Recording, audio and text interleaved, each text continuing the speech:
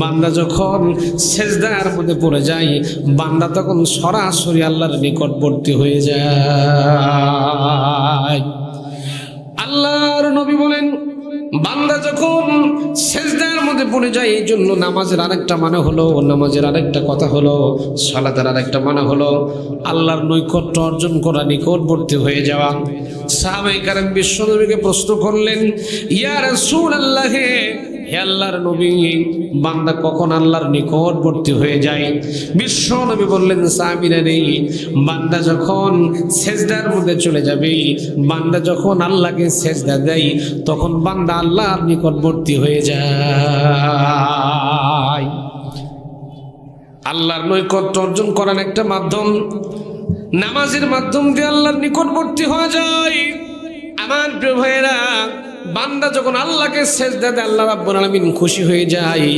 এই জন্য আল্লাহর নিকটবর্তী হওয়ার একমাত্র মাধ্যম হলো নামাজ। নামাজের ভিতরে কিন্তু এখানে ধনী গরিব, রিক্সা চালক, ঠেলাওয়ালা, ভ্যানওয়ালা, গাড়িওয়ালা, কোটি কোটি টাকার মালিক, এমপি, মন্ত্রী, ডিসি, এসপি, ওসি কেউ কিন্তু থাকে না। সবগুলা এক কাতারে দাঁড়ায় যায়। মুসি, ঠেলাওয়ালা, মেথর, কুলি, মজুর, দিন মজুর, শ্রমিক, এসপি, ডিসি, ওসি যা আছে সবগুলো যখন এক কাতারে দাঁড়ায় যায়, সবাই মিলে আল্লাহর গোলাম হয়ে যায়। বিশ্বকবি, কবি সম্রাট আল্লামা ইকবাল রাহিমাহুল্লাহ বলেন, এক হি শব মে खड़े हो गए महमूद आयाज, एक ही सब में खड़े हो गए महमूद आयाज, न कोई बंदा रहा न कोई बंदा नवाज। एक ही कतारे আমির দাঁড়াবে, ফকির দাঁড়াবে, সম্রাট দাঁড়াবে, বাদশা দাঁড়ায় যাবে। এখন কেউ কোনো বিভেদ থাকবে না, কারোর মধ্যে কোনো রকম কোনো পার্থক্য নাই। সবগুলো যখন নামাজের কাতারে দাঁড়ায় গেছে, সবগুলো আল্লাহর গোলামে পরিণত হয়ে গেছে। প্রিয় ভাইরা আমার, এই জন্য করে আমি আপনাদের উদ্দেশ্য করে বলতে চাই, নামাজের মধ্যে খুশু ভাব একটা দরকার আছে না নাই? অথচ আমরা নামাজ পড়তে পড়তে যখন দেখি নামাজের মধ্যে অনেকে আছে মোবাইলে কথাও কয়, কথা বলে না। আমি মাঝে মাঝে যাই, আমি প্রায় বক্তৃতায় এই কথাটা বলে থাকি।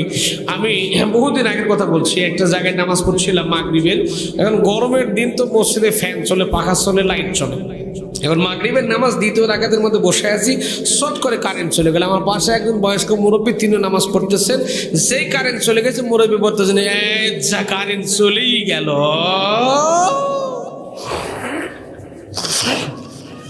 নামাজের মধ্যে নামাজ শেষ হয়ে গেলে আমি আস্তে করে ডাকছিলাম, চাচা, আমরা যতদূর পড়াশোনা করে দেখেছি নামাজের মধ্যে আরকান হাকাম 13 ফরজ, কিন্তু আপনি যে নামাজ পড়তে বললেন যা কারেন্ট চলেই গেল, এটা নামাজের কয় নম্বর ফরজ? সে আমার বলতেছে, বাবা যে কারেন্ট চলে গেছে, মোর মুখ দিয়ে বেড়ে গেছে, ও যা হয় হোক গা। আচ্ছা বলেন, এরকম নামাজ আল্লাহর দরবারে কবুল আর কোনো চান্স আছে? আস্তে করে বলেন, আছে? চান্স নাই। নামাজের মধ্যে খুশু থাকা লাগবে। একটা হাদিস বলি শোনেন। আল্লাহর নবী মসজিদে নববীতে বসে আছেন, একজন সাহাবী চট করে ঢুকে নামাজ পড়ে বেরিয়ে যাচ্ছেন। চট করে নামাজ পড়ে রুকু সিজদা হুটহাট করে দিয়ে বেরিয়ে চলে যাচ্ছেন। রাসূল বললেন, কুম ফাসাল্লি ফাইন্নাকা লাম তুসাল্লি, ও আমার সাহাবী, তুমি আবার নামাজ পড়ো, কেননা তুমি আগে নামাজ পড়ো নাই। নামাজ কিন্তু পড়লেন, অথচ রাসূল বললেন, কুম ফাসাল্লি ফাইন্নাকা লাম তুসাল্লি, তুমি আবার নামাজ পড়ো, কেননা তুমি নামাজ পড়োনি, আবার নামাজ পড়ো। প্রিয় ভাইয়ের আমার, নামাজের এই শিক্ষাগুলো আমাদের মধ্যে নাই। আমাদের মধ্যে আছে হুটহাট যা হয় হোক গা, ঠিক কিনা বলেন? আমরা বিভিন্ন অ্যাঙ্গেল থেকে থাকতে পারি, কিন্তু নামাজের প্রতি আমাদের গুরুত্ব নাই। সম্মানিত ভাইয়েরা আমার, আমরা নামাজ পড়ি না, কিন্তু মসজিদ চাকচিক্যময় সাজাতে কিন্তু প্রতিযোগিতা করি, আছে না নাই? নামাজ পড়ি না, কিন্তু চিন্তা করি মসজিদের মার্বেলটা আমি দেবো, মসজিদের টাইলসটা আমি কিনে দেবো। অথচ বিশ্বনবী আল্লাহর হাবিব সাল্লাল্লাহু আলাইহি সাল্লাম 1500 বছর আগে এই সম্পর্কে চমৎকার একটা হাদিস বর্ণনা করেছেন। আন আলী রাদিয়াল্লাহু তাআলা قال قال النبي صلى الله عليه وسلم يوشك أن يأتي على الناس زمان لا يبقى من الإسلام إلا اسمه ولا يبقى من القرآن إلا اسمه مساجدهم عامرة وهي خراب من الهدى উলামাউহুম শাররিম মিন তাহতি মিন ইনদিহিম মিন তাহতি আদিমিস সাম মিন ইনদিহিম ওয়া তাখরুজুল ফিতনাতু ফিহা তাউদ রাহুল বাইহাকি। আল্লাহর হাবিব বলেন এমন একটা জামানা আসবে, আল্লাহ নবী বলেছেন আসবে, এখন আপনারা বলেন ইউশিকু আইয়াতি আলান নাসি জামানুন, এমন একটা জামানা মানুষের মাঝে আসবে লা ইয়াবকা মিনাল ইসলামি ইল্লা ইসমুহু, ইসলাম শুধু নামেই থাকবে, ইসলামের কোনো বিধান থাকবে না।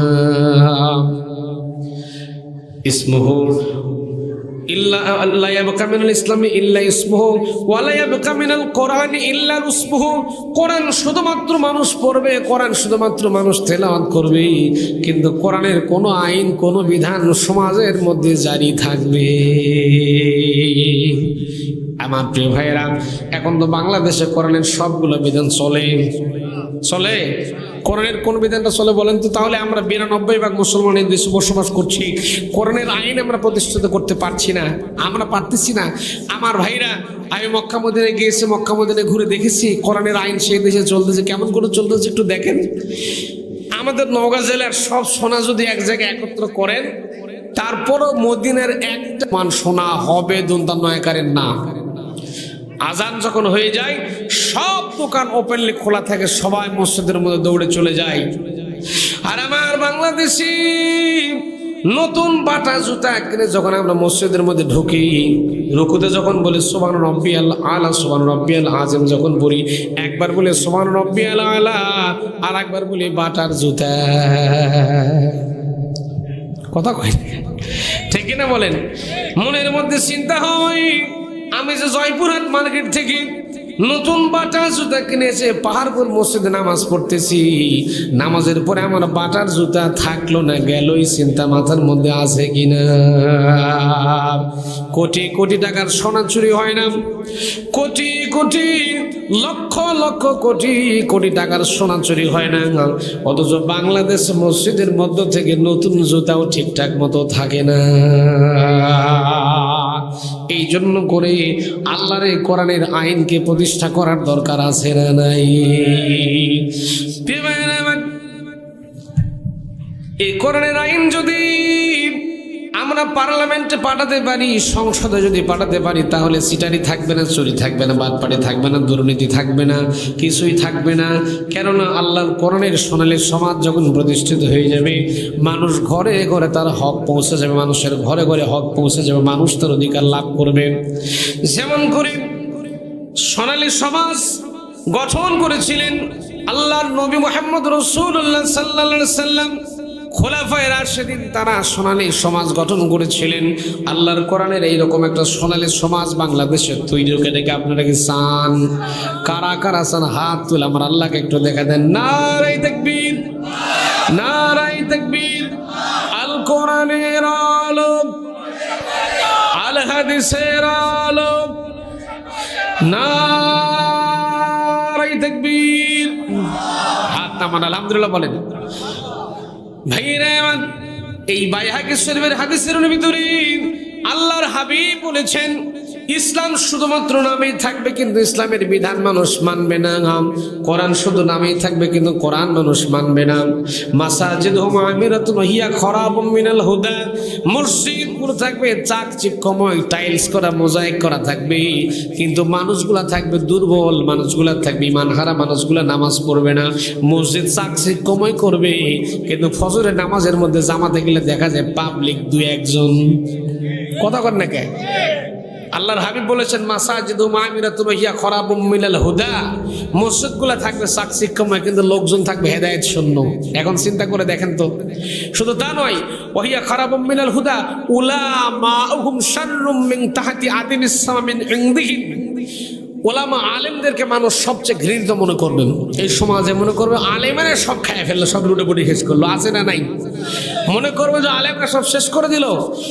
হিয়া ফিতনাতুন, আর ফিতনাগুলো ছড়াবে তসবির দানার মতো, সমাজের মধ্যে ফিতনা খালি ছড়াতে থাকবে, খালি ফতুয়া বাজার ফিতনা সমাজে চলতেই থাকবে, আর আলেমদেরকে মানুষ ঘৃণিত মানুষ বলে সমাজে মনে করতে থাকবে। ওই রকম সমাজ আল্লাহর নবী বলেছেন আসবে, আসবে। আমার মনে হয় নবীজি ১৫০০ বছর আগে বলে গিয়েছেন এরকম একটা সমাজ জমিনে আসবে। আমার মনে হয় নবীজির ওই হাদিসটা বর্তমানে বাংলাদেশের সাথে হুবহু একেবারে ১০০ মিলে গেছে। কোরআন হাদিস কিছু বুঝতেছেন তো নাকি? আসবে, আল্লাহ নবী বলেছেন আসবে, কিন্তু বর্তমানে বাংলাদেশে এসে গেছে। শুধু রসুল বলেছেন মসজিদগুলো চাকচিক্যময় থাকবে, আলেমদেরকে মানুষ মনে করবে সবচেয়ে ঘৃণিত ব্যক্তি, এবং ফিতনা সমাজের মধ্যে ছড়ায় থাকবে। এই বলবে একটা কথা, ও বলবে আর একটা কথা, ও বলবে আর একটা কথা, ফিতনায় সমাজটা বিশৃঙ্খল একটা পরিবেশ তৈরি হবে। এইরকম সিচুয়েশন বাংলাদেশে বর্তমানে আছে না নাই? জোরে বলেন আছে না নাই? প্রিয় ভাইয়ের আমার, কথাগুলো শোনা লাগবে। তাফসির মাহফিল এসেছেন, তাফসির আপনাদেরকে বোঝা লাগবে, ঠিক কিনা জোরে কন। প্রিয় ভাইয়েরা আমার, কান লাগান। ১ নম্বরে নামাজের ভিতরে ১ নম্বর নামাজের শিক্ষা হলো খুশু থাকা লাগবে। ২ নম্বরে নামাজের শিক্ষা হলো একজন ইমাম নির্বাচন করা লাগবে। আমার প্রিয় ভাইয়েরা, ইমামকে বাছাই করে নির্বাচন করা লাগবে। নামাজের ইমাম লাগবে একজন। ইমাম কয়জন? আচ্ছা, ইমাম যদি ২ জন বা ৩ জন ঠেলাঠেলি করে চলবে? একটা চেয়ারম্যানের চেয়ারে কয়জন বসবেন? কথা বলেন না কেন? নামাজের শিক্ষা হলো ইমাম থাকা লাগবে একজন। আল্লাহ রাব্বুল আলামিনের ভাষায় জন্য করি সব জায়গাতে একজনের নেতৃত্ব গ্রহণ করা লাগবে। যদি আমরা একজন আমির নির্বাচন করতে পারি, একজন নেতা যদি নির্বাচন করতে পারি, একজনকে যদি লিডারশিপ নেতৃত্ব দেই, তাহলে দেশের মানুষ জনগণ শান্তিতে থাকবে। এই জন্য ইমাম লাগবে একজন। নামাজ ইমাম কয়জন? ইমাম লাগবে একজন।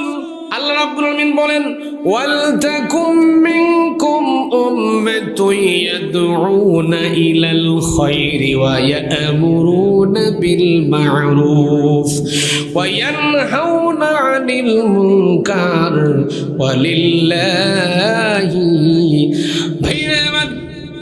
আল্লাহ রাব্বুল আলামিন বলেন ইমাম লাগবে একজন। ইমাম লাগবে একজন, সুন্দর একজন ইমামকে নির্বাচিত করে রাখা লাগবে। ৩ নম্বর আমাদের শিক্ষা হলো ইমাম নির্বাচন করা লাগবে সৎ চরিত্র দেখে দেখে। কি দেখে? ইমাম নির্বাচন করা লাগবে সৎ চরিত্র দেখে। এখন আমরা যখন মসজিদের ইমাম যখন নির্বাচন করি, লক্ষ্য করে দেখি হুজুরের তেলাওয়াত ঠিক আছে কিনা সেটা ভালো করে দেখি, হুজুরের দাড়ি মুছ ঠিকঠাক আছে কিনা সেটা লক্ষ্য করে দেখি, হুজুর জুব্বা পরে কিনা, টুপি পরে কিনা, এমনকি ঘরের বউ পর্দায় থাকে কিনা সেই জিনিসটা পর্যন্ত আমরা ঠিকঠাক মতো দেখি। কিন্তু যখন আমরা আমাদের সমাজের ইমাম যখন নির্বাচন করে দেই, ৩ লক্ষ একটা মসজিদের, মনে করেন একটা মসজিদের ইমাম নির্বাচন করার জন্য ৫০, ৬০, ১০০ জন, ১৫০ বা ২০০, ৫০০ লোকের ইমাম নির্বাচন করা লাগে। কথা কয় না? একটা মসজিদের জন্য ২, ৪, ৫০০ জন লোকের ইমাম নির্বাচন করা লাগে। এই ২, ৪, ৫০০ জন লোকের ইমাম নির্বাচন করার জন্য পা থেকে মাথা পর্যন্ত সূক্ষ্মভাবে দেখি হুজুরের পায়ে ঠিক আছে কিনা, সুন্নত ঠিক আছে কিনা, হুজুরের পায়ে ঠিক আছে কিনা, হুজুর ঠিকঠাক মতো পায়জামা ঠিকঠাক মতো পরে কিনা, তারপরে দাড়ি ঠিক আছে কিনা, টুপি ঠিক আছে কিনা, পাগড়ি ঠিক আছে কিনা, শত কিছু দেখি। এমনকি ঘরের বউ ঠিক আছে কিনা, পর্দায় থাকে কিনা সেটাও কিন্তু পর্যবেক্ষণ করে দেখি। কিন্তু একটা এলাকার জন্য যখন ২টা ৩টা আসনের জন্য, ২টা ৩টা থানার জন্য যখন একটা এমপি নির্বাচন করে দেই, ৩ লক্ষ ৪ লক্ষ মানুষের জন্য যখন একটা ইমাম নির্বাচন করি, তখন কিন্তু কিছুই লক্ষ্য করে দেখি না। আছে না নাই? ইমাম নির্বাচন করার সময় সব লক্ষ্য করে দেখি, কিন্তু ২ লক্ষ ৩ লক্ষ লোকের যখন ইমাম নির্বাচন করে দেখি, আমাদের নেতা, আমাদের ইমাম সিটার, বাটপার, দুর্নীতিবাজ, চোর কিনা, গাঞ্জর থেকে কিনা, মদ খোর কিনা, ডাল খোর কিনা, বাবা খোর কিনা, এই জিনিসটা কিন্তু লক্ষ্য করে আমরা দেখি। এটা নামাজের শিক্ষা।